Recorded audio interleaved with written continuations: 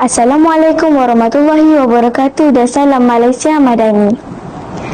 Hingga merpati di pohon ceri, singgah tempuak di pohon sama, Nur Khalisah Aira nama diberi, membaca buku minat utama.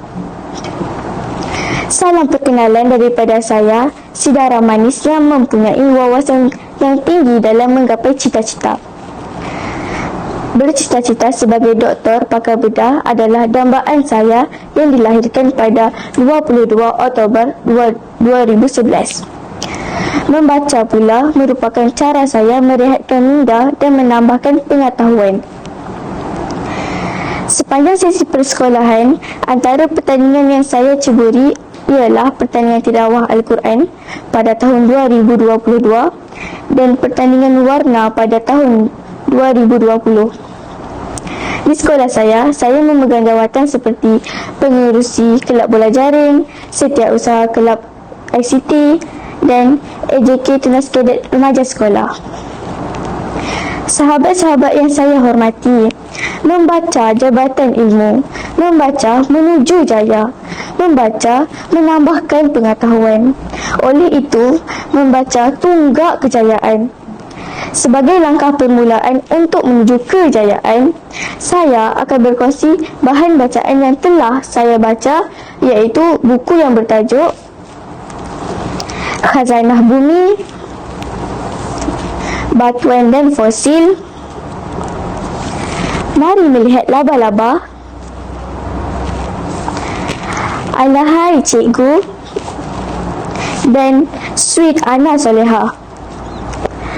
Sahabat sekalian, antara 5 buah tersebut, buku yang bertajuk Khazanah Bumi menjadi sangat menarik buat saya. Buku ini adalah hasil karya Dila Taib. Buku ini diterbitkan pada tahun 2018 di bawah terbitan Content Plus Sdn Berhad. Marilah saya kongsikan kepada sahabat semua.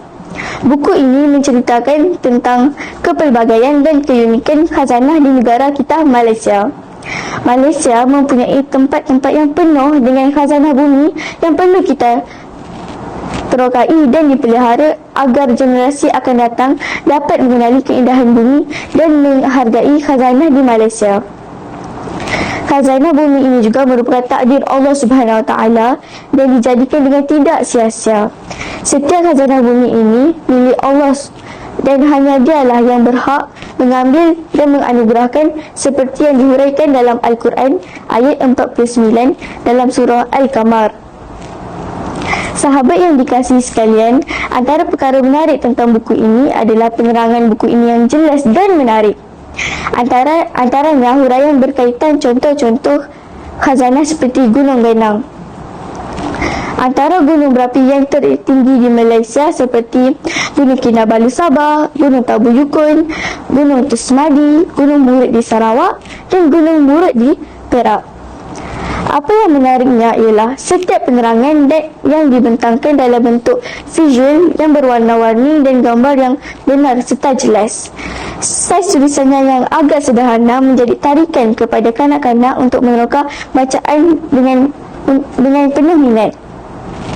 Logam. Adakah kita pernah melihat rupa sebenar logam?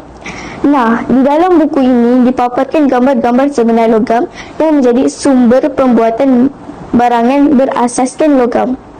Gambarnya jelas dan begitu menarik untuk dilihat. Penerangannya juga ringkas dan padat.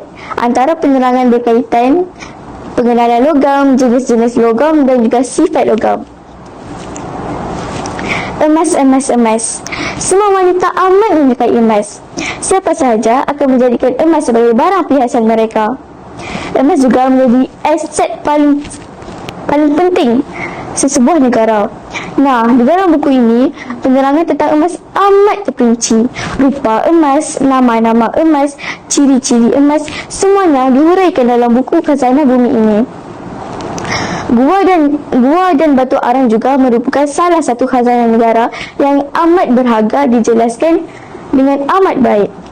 Sahabat sekalian, apa yang menariknya ialah setiap penerangan yang dibentangkan dalam bentuk visual yang berwarna-warni dan gambar yang benar serta jelas. Sesi tulisan yang sederhana menjadi tarikan kepada kanak-kanak untuk meneroka bacaan dengan penuh minat. Penggunaan kotak-kotak nota yang berwarna-warni amat membantu pembaca cilik dalam meneroka ilmu tanpa rasa jemu. Penggunaan gambar-gambar yang sebenar menjadikan bahan disampaikan dapat dihayati secara langsung dan mencambah minda.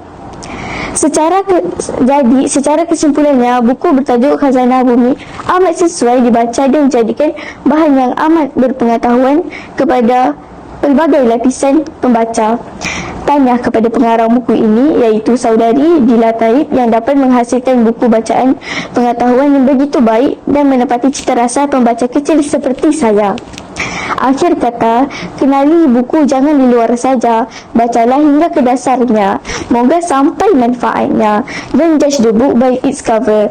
Jadikan buku sebagai sahabat sejati. Moga ia bermanfaatkan dirimu, kerana dirimu begitu berharga. Sekian, terima kasih.